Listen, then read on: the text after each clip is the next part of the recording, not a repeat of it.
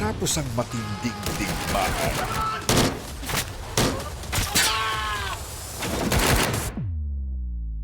magbabago ang kanilang kapalaran. Sila ho ang miyembro ng Montenegro Drug Syndicate na pinangungunahan na nag-iisa Ramon Montenegro. Dapat lang na nangyari sa anak mo yun. Hindi na sa binoto ng taong bayan, wanted pa siya. Hoy, binaya ka po! Bakit? Kung nanalo ba sa tanggol, mapapasunod niyo siya sa gusto niyo? Kaya kitang tulungan sa kaso mo. Kung tutulungan mo din ako.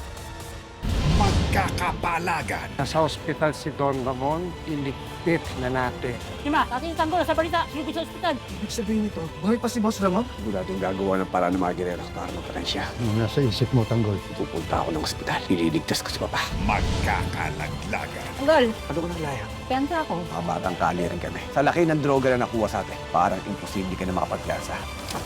Ano ibig sabihin nito? Kailangan ko munang iligtas ang sarili ko. Napapaligiran na namin kayo! Yes! Puto nyo! Papatay ko ng babae ito! Ikaw kayo 350 para sumungo!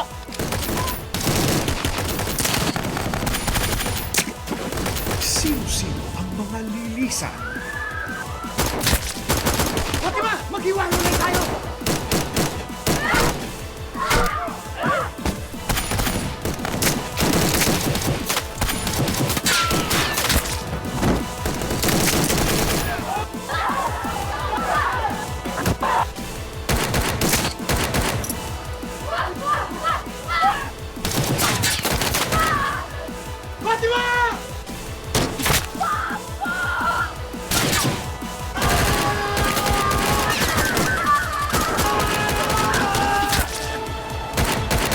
FPJ's Batang Quiapo.